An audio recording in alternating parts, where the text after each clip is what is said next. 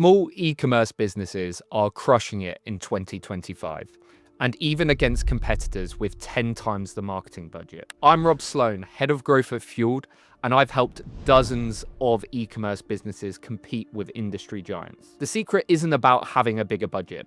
It's about being smarter with every single marketing dollar that you spend. So in this video, I'll show you how small e-commerce businesses are applying these marketing strategies to outperform their bigger competition. Let's start with something that might surprise you. The best e-commerce brands don't think about marketing channels separately. They think about them holistically. They don't have an SEO strategy, a Google ad strategy, a Facebook ad strategy. They instead have an integrated marketing approach which blends these marketing channels. So each of these marketing channels work for each other rather than working against each other. This is completely different to how some bigger brands operate in the space. Why is this so important? Well, it's because running these marketing channels separately from one another is killing your profitability. Ad costs have gone through the roof in 2025. If we take Meta, for example, CPMs have almost increased by 60% from where they were 2 years ago. If we look at Google, the CPCs have almost doubled in some competitive niches. Meanwhile, most big e-commerce brands are running their marketing teams separately for individual channels. Their SEO team, PPC team, and social media team are working independently and all trying to achieve different goals. And what are we seeing come out of this? Well, they're paying for the same customer acquisition multiple times. Their Google Ads team are bidding on keywords where they're already ranking organically for with SEO. They're remarketing people on Facebook ads who would have converted through branded traffic anyway. Big brands can absorb this inefficiency. Small brands certainly cannot. When you have a limited budget, you need every single marketing dollar to work hard for you. So what is the solution to this? And how can we make every dollar stretch as far as possible for us? The solution is surprisingly simple. Integrate marketing channels so they work together instead of competing against each other. Here's the framework for exactly how to do this. Firstly, use SEO as your foundation. Create content that targets high intent, collection level, or product level keywords, because if you can rank for these keywords, you're going to generate customers without paying for impressions and clicks, which will help you reduce your customer acquisition cost over time. Secondly, use PPC to target high intent keywords that are more difficult to rank for organically. Now, these are going to be more expensive than other keywords, but ultimately, if there's competition bidding on those keywords, there's a high probability that they convert well. So you might feel like you found a hidden gem with a very low CPC, but 95% of the time, those type of keywords are not going to convert because the bigger competition are not bidding on them. You can also use some of your SEO data here.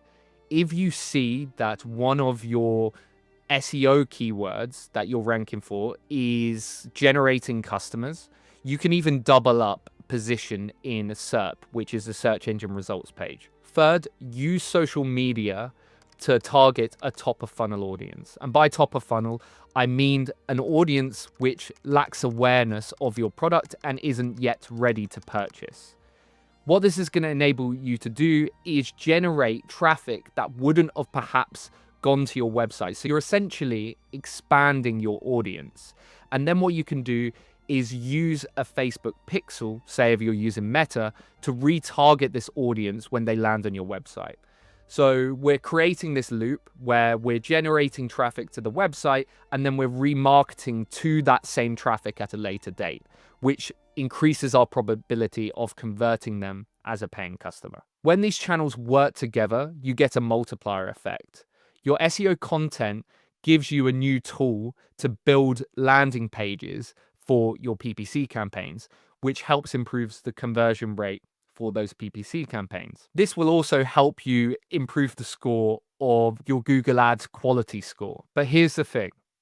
Even with perfectly integrated marketing channels, if you don't understand this next critical factor, you could still lose a lot of money. In fact, we've seen brands with great marketing still go out of business because they didn't understand this crucial element. The second key difference between small brands that succeed and those that don't is understanding their unit economics. This sounds really technical, but in fact, it's quite simple. Simply put, unit economics is understanding the profitability of a company at a unit level. This is why it's a very popular method for assessing an e-commerce brand's profitability, because we are selling individual units, which are products. Here's why this matters. Most e-commerce brands are actually losing money without realizing it. They focus on vanity metrics like ROAS, which is a good method for understanding if your marketing campaigns are performing, but it's not a good metric to understand if your business is performing. You'll think 2x ROAS is profitable, but when you account for your unit economics, you soon realize that you're actually losing money. This problem obviously compounds as advertising becomes more competitive and results have dipped over the last couple of years due to banner blindness and ad fatigue and other external factors. So if you don't understand your unit economics as an e-commerce brand in 2025, you are bound to fall off a cliff. Big e-commerce brands can absorb losses for a while. They, of course, have deep pockets. Small e-commerce brands cannot afford to do this. And if you don't understand your numbers, you're going to go out of business very quickly. So how do I get my numbers right? You need to use a unit economics calculator. Now, I'm screen sharing the one that we use for our clients, and I'll put the link in the description so you can create a copy and use it for yourself. But let's go into how to use this spreadsheet and what everything means. So at the top here, we have our average order value. This is crucial for us to understand our targets and is a very important metric to improve the profitability of our marketing campaigns. But simply put, it's the average amount a customer spends on the website. Then we have our cost of delivery. This factors in all our costs, right? So what we need to include everything in here, but this is not including our marketing expenses at this point. So just to go through, we have our cost of goods sold. So the costs of the manufacturing of the goods, the shipping and receiving stock, so the 3PL costs or your warehouse costs if you have one, your transaction payment fees with your fintech provider, your pick and pack fees, your shipping and fulfillment, which is again 3PL, and even your return rate. This is really important and sometimes a metric which people forget about. But especially for some niches like fashion, this is very crucial to understand. So now we get on to the tasty part, which is the profit we're going to make per sale. So our first row here is our unit margin, our gross margin. This is just fuel profit after you've deducted your cost of delivery. So these are all the metrics we just went through. And after we've deducted all of this from our average order value, we've got the figure £132.19.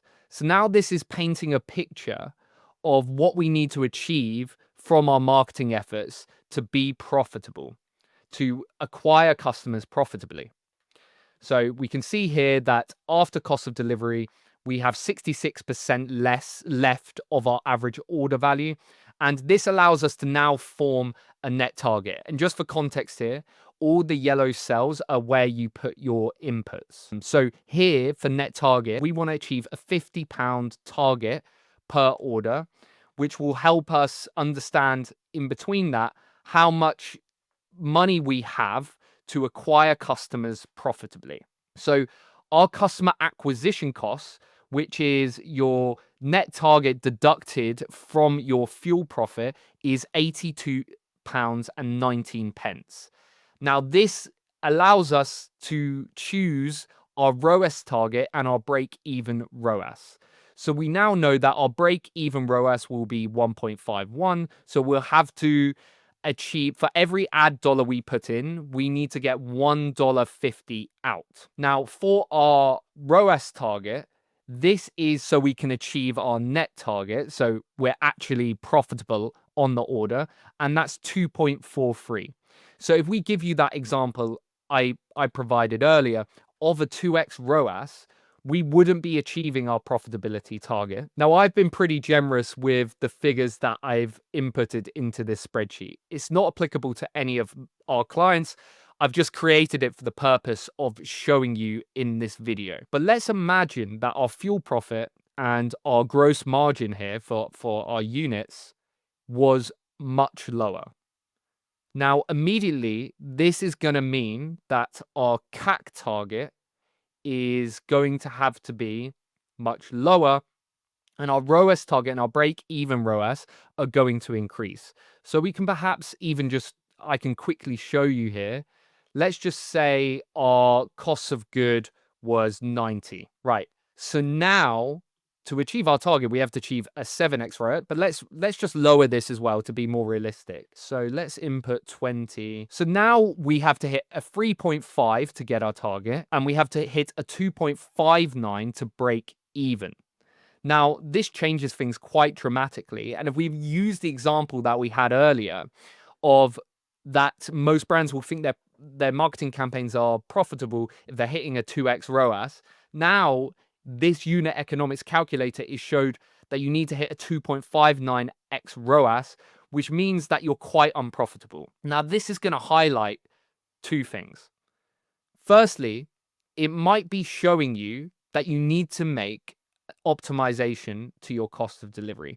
There's only so far that your marketing can take you. If my break-even ROAS target was 5 here, you're just not going to be able to achieve that consistently, especially with the rising costs in CPMs and CPC. But secondly, it's also going to highlight to us if we need to optimize our marketing campaigns. Hopefully, we can do both of those simultaneously. But without doing this exercise first, you're literally going into your integrated marketing campaigns blind.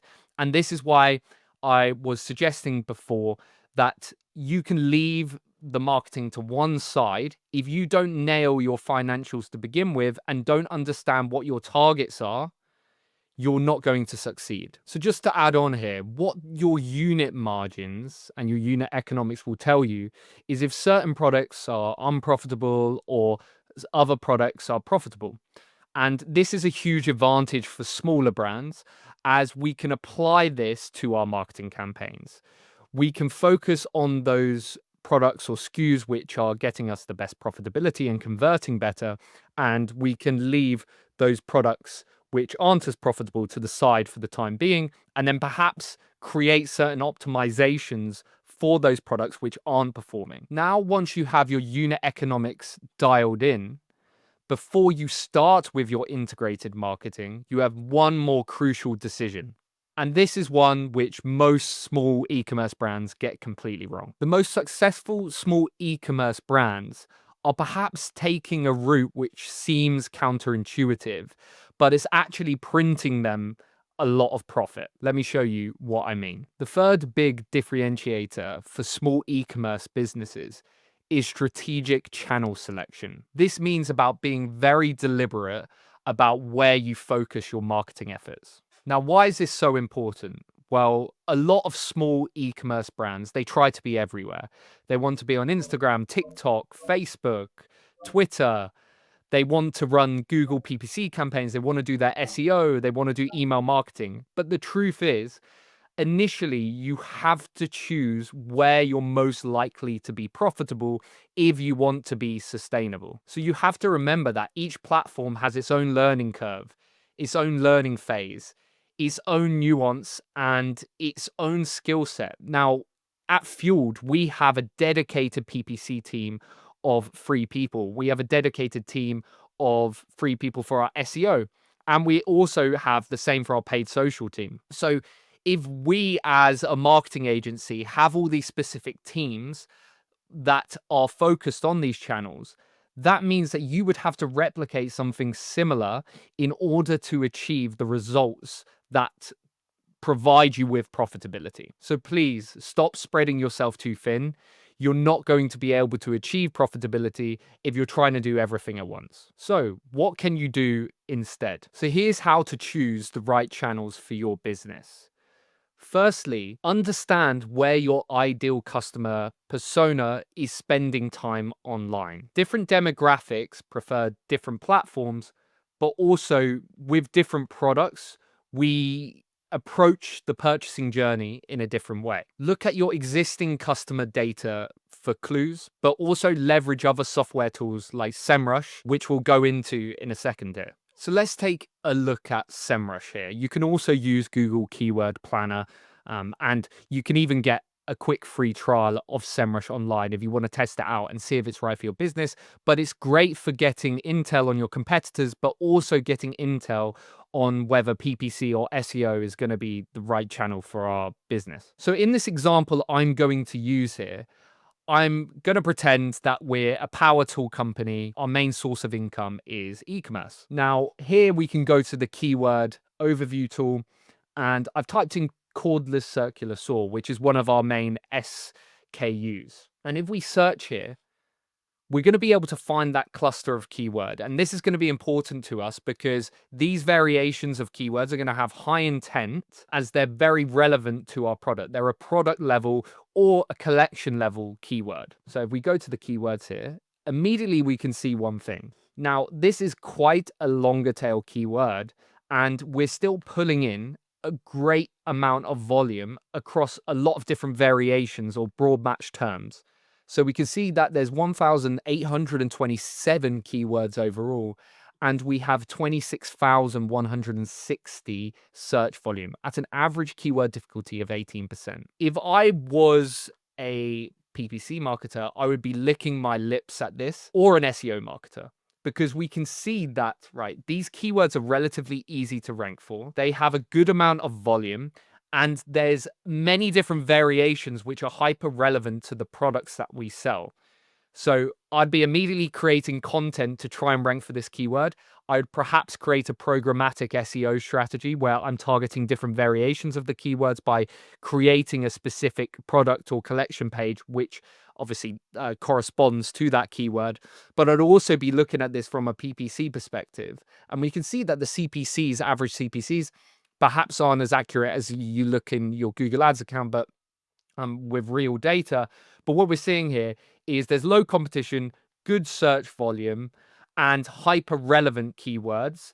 So this means that a PPC and an SEO strategy will work well for my business. I can have a high confidence if I do the correct strategy, I'll be in a good place to achieve profitability. On the other hand of the spectrum, let's imagine we're a beauty brand. The story's going to be different, right? It might be that a combination of Meta ads and TikTok's going to be better because it's a more visual product. And people tend to shop less or do their purchasing journey on Google. And I'm sure if I did some keyword research, I'd be able to demonstrate that. So this is about thinking about your business model, taking into account the competition, taking into account search volume, and understanding where your customer resides to understand which digital marketing channels you should choose. For a small e-commerce business, the goal isn't to be on every platform. It's to dominate the platforms that are most relevant for our business and where we're going to be able to achieve the best profitability. And the only way we can do that is if we conduct a market analysis for each one of these channels. Now, obviously, by focusing our efforts on those channels, we're going to immediately have a competitive advantage to those other smaller e-commerce competitors which are spreading themselves too thin, as we're going to have a bigger budget for those channels. And we're also going to be able to optimize our content more effectively because we're going to have more time on our hands than those other businesses. So there you have it. I've just shown you the framework which some of our clients and other small e-commerce businesses are using to make big money in 2025. To summarize, firstly, we're focusing deeply on the channels where our ideal customer persona lies. So we should, at the end of this process, and once we've completed a market analysis of all the channels we think will perform well for our business, we should have a list of around 2 to 3 channels. Secondly, we're understanding our unit economics. You can use the unit economics calculator I provided today or create something a bit more relevant to your business. And last but not least, we're taking an integrated approach with our marketing channels. We want them to work together rather than compete against each other. So that firstly means we don't want to cannibalize the sales that we're making on a PPC campaign with our SEO efforts. So perhaps you're ranking for a high intent keyword organically, you don't bid your marketing dollars on that keyword with PPC. Additionally, we can use the content we create to help perform better on other marketing channels. So for instance, with SEO, we might create a great blog post which we can use as an advertorial for a PPC campaign or a paid social campaign. These principles work across any niche. Whether you're selling fashion, home goods, electronic, you don't need a huge budget and you don't need a big team. They just require you to think a little bit more holistically and be more intelligent with your marketing decisions. I honestly believe if you took one of the strategies I've outlined in this video and applied it to your e-commerce business, you'll be ahead of 70 to 80% of the competition within your niche. Now, if you take that a step further and implement all three principles, you're well on your way to becoming one of the small brands I'm talking about that is making huge money in 2025. If you found this helpful, please click like and subscribe. I'll be creating much more videos which walk you through many more e-commerce marketing strategies. Drop a comment below with any questions, or please do let me know if you disagree with any of the principles outlined in the video. I'd love to debate this or even have a chat with you over a call. Thanks for watching, and I'll see you in the next video.